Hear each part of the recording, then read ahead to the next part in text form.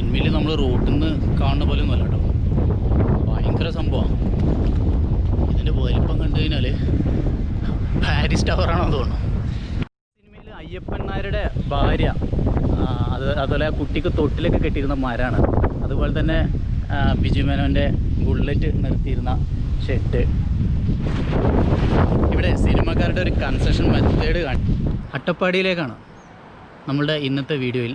അട്ടപ്പാടിയുടെ മനോഹര ദൃശ്യങ്ങളാണ്.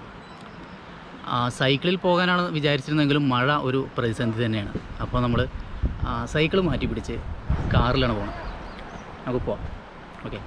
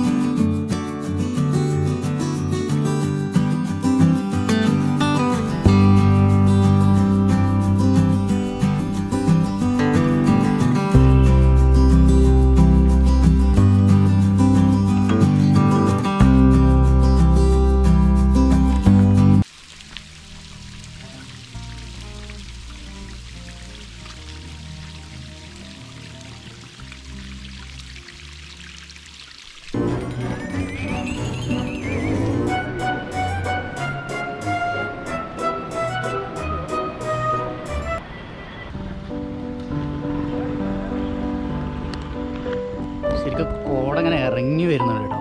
10ാം വളവിലാണ്, അട്ടപ്പാടിയിലേക്ക് കയറുന്ന വഴിയിലാണ്. ശരിക്കും നമ്മൾ കൊടൈക്കനാലിലൊക്കെ ഉള്ള അത്രയും കോട ഉണ്ട് എന്നുള്ളതാണ്.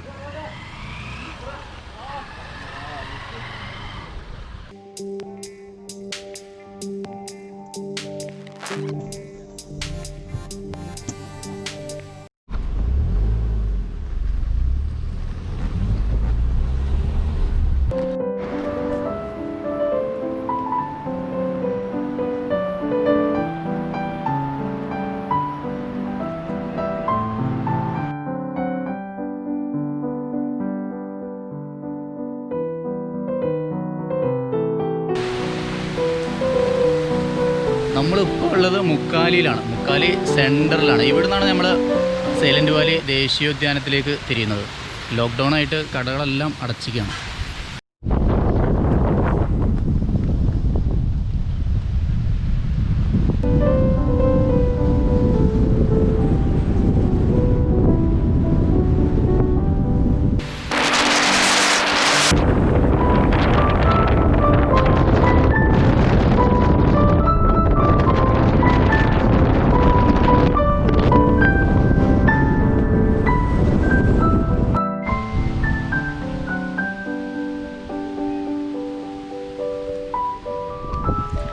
ഇവിടുത്തെ ഒരു പ്രശസ്തമായ ശിവക്ഷേത്രത്തിന് മുമ്പിലാണ്. ഇവിടുത്തെ ശിവരാത്രി മഹോത്സവം ഒരു സംഭവം തന്നെയാണ്. അതായത് നിങ്ങൾക്കറിയാം, മല്ലീശ്വരം മുടി എന്ന് പറയുന്നത് ഈ മലക്ക് മുകളിലാണ്. ഇവിടേക്ക് ആദിവാസി വിഭാഗത്തിൽപ്പെട്ട ആളുകൾ ജ്യോതി തെളിയിക്കാനായിട്ട് അങ്ങോട്ട് നടന്ന് കയറി പോകും എന്നുള്ളതാണ് ഇവിടുത്തെ ശിവരാത്രി മഹോത്സവത്തിൻ്റെ ഒരു പ്രത്യേകത. മാത്രമല്ല, നാനാ ഭാഗത്തു നിന്നുള്ള ഭക്തജനങ്ങൾ ഇവിടെ തടിച്ചു കൂടുന്ന ഒരു ഗ്രൗണ്ടാണിത്. ഈ ഗ്രൗണ്ടിൽ നിന്നുകൊണ്ട് നമുക്ക് ആ ജ്യോതി ദർശിക്കാൻ കഴിയും എന്നുള്ളതാണ് ഇവിടുത്തെ ഏറ്റവും നല്ലൊരു പ്രത്യേകത.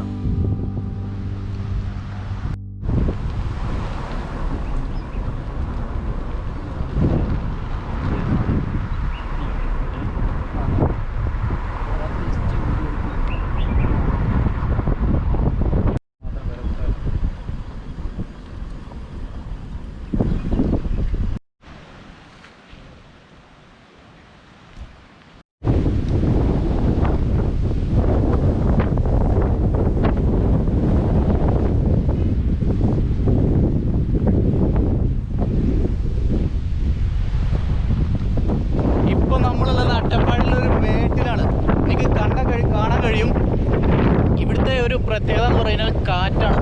ഫുൾ ടൈം കാറ്റ് ഇതേപോലെ ഉണ്ടാവും.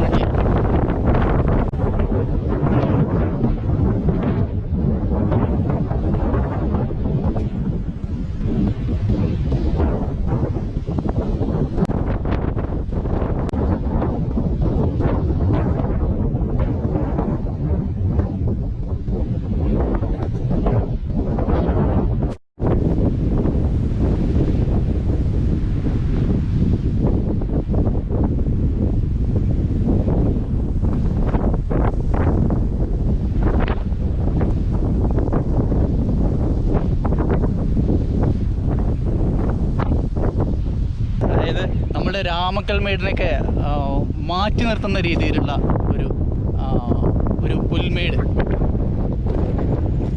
ഇവിടെ ഒരു പ്രത്യേകത എന്താ വെച്ച് കഴിഞ്ഞാൽ കാറ്റാണ്, ഫുൾ ടൈം നല്ല കാറ്റുണ്ടാവും. അതുപോലെ തന്നെ ഇവിടുത്തെ ഒരു വ്യൂ ഞാൻ ഒന്ന് കാണിച്ചു തരാം. ഒരു 360 ഡിഗ്രിയിൽ തന്നെ നമുക്ക് നോക്കിയാൽ ഫുള്ള് മലയാണ്.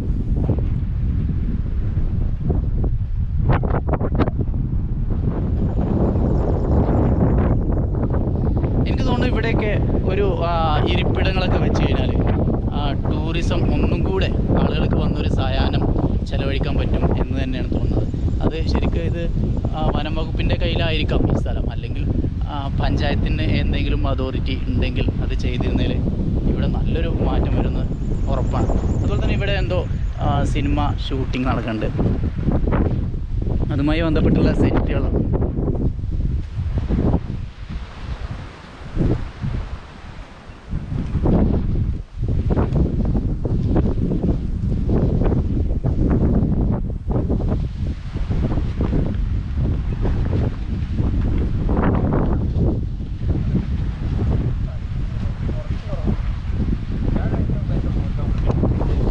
ഷൂട്ടിങ് കഴിഞ്ഞ് ഈ സെറ്റൊക്കെ പൊളിച്ച് കൊണ്ടുപോകാനുള്ള പരിപാടിയാണ്.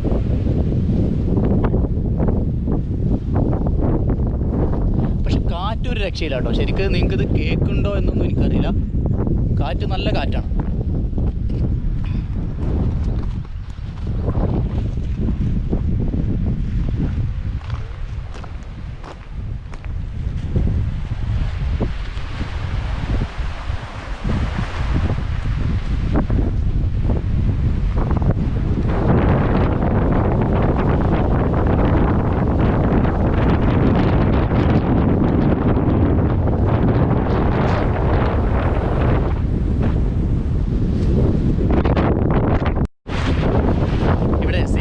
ഒരു കൺസ്ട്രക്ഷൻ മെത്തേഡ് കാണിക്കാം. അതായത് അവർ റൂഫ് ചെയ്തേക്കുന്നത് പൈപ്പ് പോലെ, അതുപോലെ തന്നെ നമ്മൾ പണ്ട് കാലത്ത് മണ്ണും കല്ലൊക്കെ വെച്ച് കെട്ടിയുള്ള ചുമര്, അതുപോലെ ശരിക്കും ഇത് പ്ലാസ്റ്റർ ഓഫ് പാരീസ് ആണ് കേട്ടോ. നമുക്ക് ഇതിൻ്റെ അകത്തേക്കൊന്ന് പോയി നോക്കാം.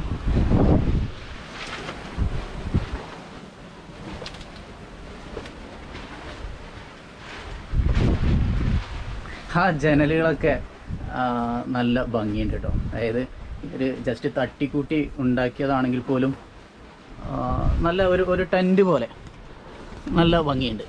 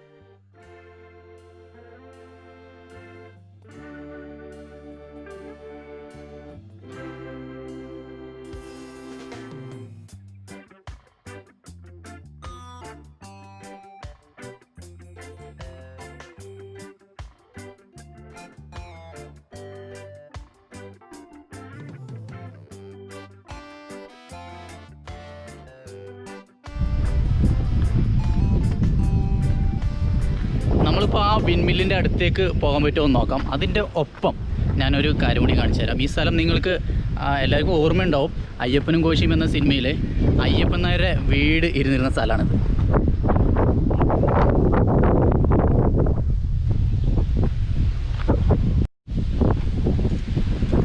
ആ സിനിമയിൽ അയ്യപ്പൻ നായരുടെ ഭാര്യ അതുപോലെ കുട്ടിക്ക് തൊട്ടിലൊക്കെ കെട്ടിയിരുന്ന മരമാണ്.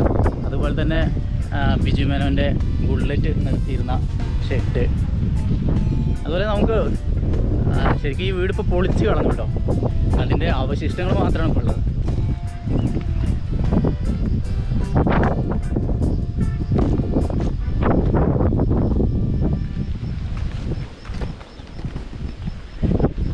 സംഭവമൊക്കെ പൊളിച്ച് കളഞ്ഞു വിടുന്നത്. അപ്പോൾ നമുക്ക് നേരെ വിൻമില്ലിൻ്റെ അങ്ങോട്ട് പോകാൻ പറ്റുമോ നോക്കാം.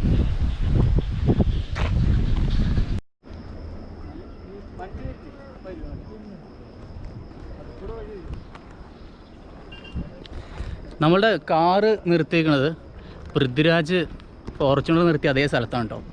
അത് വീഡിയോയിൽ കാണാൻ കഴിയുമോയെന്ന് അറിയില്ല.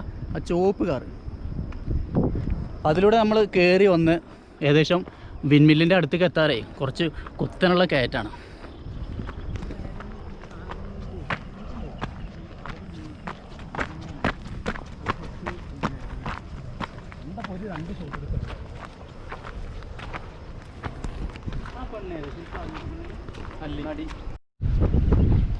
അങ്ങോട്ട് എങ്ങനെ പോകാൻ ഇതുവഴി ഇങ്ങനെ പോയത്? ബിജുമേനെ കണ്ടോ? സംസാരിച്ചോ? എവിടെ വീട്? ഇതല്ലായിരുന്നു വീട്?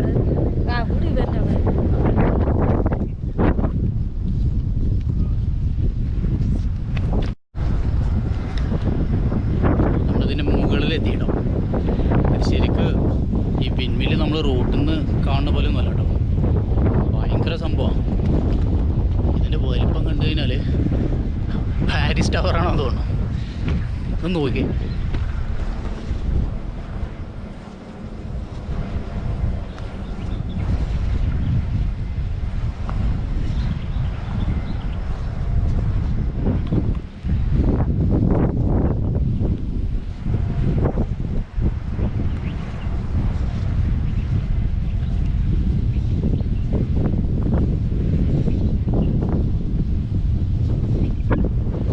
അതിൻ്റെ ആ കറങ്ങി കിടക്കുന്ന ഒരു ലീഫ് ഏകദേശം ഒരു പനയുടെ വലിപ്പമുണ്ട് കേട്ടോ.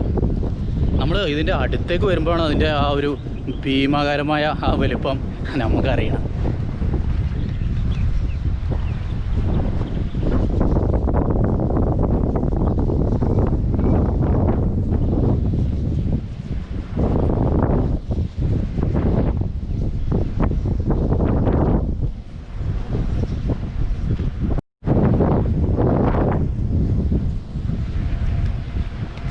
ശരിക്ക് ഇതിൽ ഉൽപ്പാദിപ്പിക്കുന്ന കറണ്ട് ട്രാൻസ്ഫോർമർ ഇവിടെ സ്ഥാപിച്ചിട്ടുണ്ട്. അതുവഴി KSEBക്ക് തന്നെ തിരിച്ചു കൊടുക്കുകയാണെന്ന് എനിക്ക് തോന്നുന്നത്. മാത്രമല്ല ഓരോ വിൻഡ് മില്ലിനും ഓരോ ഓണർമാരുണ്ട്. ഇപ്പം നമ്മൾ നിൽക്കുന്ന വിൻഡ് മില്ലിൻ്റെ ഓണറെ ഞാൻ കാണിച്ചു തരാം.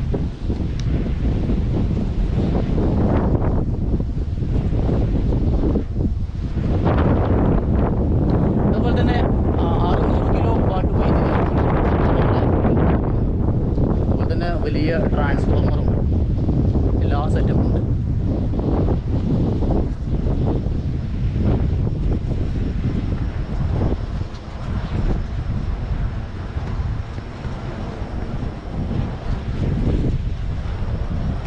ശരിക്കും ഒരു പവർ സ്റ്റേഷനിൽ എന്തൊക്കെ ഉണ്ടോ അതെല്ലാം ഇവിടെ ഉണ്ട് എന്നുള്ളതാണ്.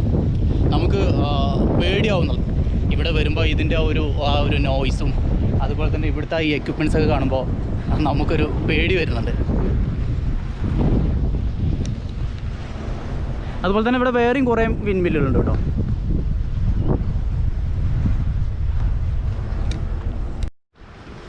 ഞാനൊരു സംഭവം കാണിച്ചതാണ് നിങ്ങൾക്ക്.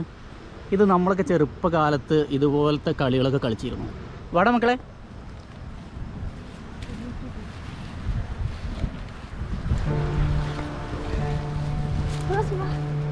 ഓ നായുണ്ടോ അപ്പം? ഇനിയുണ്ടോ അതിൻ്റെ ഉള്ളിൽ ആള്? നായ കടിക്കില്ലടാ. അത് ശരി. ഇനി ആരാ അതിൻ്റെ ഉള്ളിലുള്ളത്? വാടാ വാടാ. ഓ നായ നല്ല ഇണക്കുണ്ടല്ലേ. നിങ്ങളുടെ പേരെന്താ? എൻ്റെ മോൻ്റെ പേരെന്താ? ഇവരുടെയൊക്കെ ലൈഫ് എന്ത് രസമാണ് നോക്കി. അത് ഈ മലയിൽ കടന്നിട്ട് സർക്കാരിൻ്റെ ആനുകൂല്യങ്ങളൊക്കെ അവർക്ക് കിട്ടുന്നുണ്ടെങ്കിലും അതും അവർക്കൊരു അനുഗ്രഹം തന്നെയാണ്. മാത്രമല്ല ഈ ഒരു മലഞ്ചെരുവിൽ നമ്മളുടെയൊക്കെ ചെറുപ്പകാലത്ത് നമ്മളെങ്ങനെ ജീവിച്ചു അതുപോലെ തന്നെയാണ് അവർ ഇപ്പോഴും ജീവിക്കുന്നത് എന്നുള്ളതാണ്. നമുക്കതൊക്കെ കാണുമ്പോൾ ഒരു അത്ഭുതം തോന്നും. അതുപോലെ അവരതിൽ സന്തോഷവാന്മാരാണ്, അതാണ് സത്യം. നമ്മളുടെ കുട്ടികൾ ഇതുപോലൊരു ഗുഹ ഉണ്ടാക്കി അതിനുള്ളിൽ അവരെ വീട്ടിലെ നായനൊക്കെ കയറ്റിയിരിക്കുമെന്ന് എനിക്ക് തോന്നുന്നില്ല. അട്ടപ്പാടിയിലുള്ള പ്രധാന വരുമാനമാർഗം കൃഷി തന്നെയാണ്. പക്ഷെ അതിൽ വാഴക്കൃഷിയും അതുപോലെ ആട് അതുപോലെ പശു എന്നൊക്കെയാണ്. പക്ഷെ അതിന് വ്യത്യസ്തമായിട്ടൊരു കൃഷിയാണ്, വ്യത്യസ്തമായൊരു കൃഷിയാണ് ഞാൻ ഇപ്പോൾ കാണിച്ചു തരാം. നമ്മുടെ നാട്ടിലൊക്കെ ചെയ്യാൻ എല്ലാവർക്കും മടിയുണ്ട്. റെഡ് ലേഡി പപ്പായ ഇത് ഏക്കർ കണക്കിന് ഇവിടെ ഉണ്ട് എന്നുള്ളതാണ്.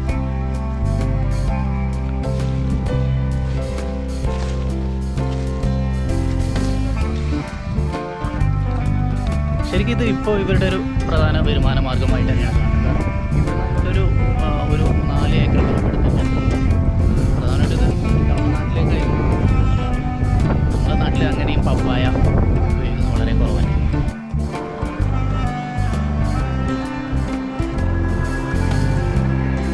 അപ്പോൾ ഫ്രണ്ട്സ്, ഈ വീഡിയോ വൈൻഡപ്പ് ചെയ്യാൻ പോവുകയാണ്.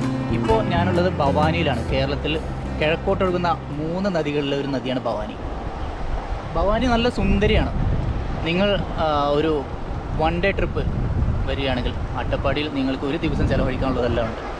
കൂടാതെ ഈ ഭവാനി പുഴയിലൊന്ന് കുളിച്ച് നിങ്ങൾക്കൊന്ന് ഫ്രഷായി തിരിച്ചു പോകാം.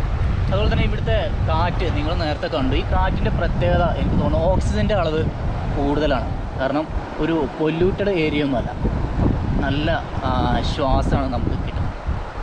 അപ്പോൾ നിങ്ങൾ തീർച്ചയായിട്ടും അട്ടപ്പാടി ഒരു ദിവസം വരിക. ഒരു ദിവസം മാത്രം ചിലവഴിച്ച് നിങ്ങൾക്ക് ഒരു 6 മണി വരെ ചിലവഴിച്ച് വീട്ടിലേക്ക് തിരിച്ചു പോകാം. അപ്പോൾ നിങ്ങൾക്ക് വീഡിയോ ഇഷ്ടപ്പെട്ടാൽ നിങ്ങൾ ഷെയർ ചെയ്യുക, അതുപോലെ ലൈക്ക് ചെയ്യുക. അഭിപ്രായങ്ങൾ കമൻറ്റ് ബോക്സിൽ കമൻറ്റായി ഇടുക. അപ്പോൾ അടുത്തൊരു വീഡിയോയിൽ കാണാം. ഓക്കെ.